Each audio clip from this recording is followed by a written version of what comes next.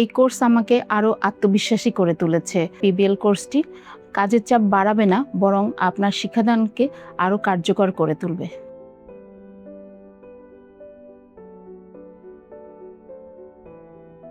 আসসালামু আলাইকুম, আমি নাহিদ পারভীন।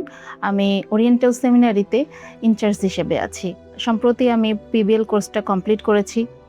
এই কোর্সটা আমি করাতে আমার শিক্ষকতা জীবনে অনেকটাই পরিবর্তন এসেছে। এখন আমি ড্রাইভিং কোয়েশ্চেন, রুব্রিক্স বানানো এবং ছাত্রদের মতামত নেওয়া, এগুলো দলগতভাবে করতে যথেষ্ট সহযোগিতা করতে পারি।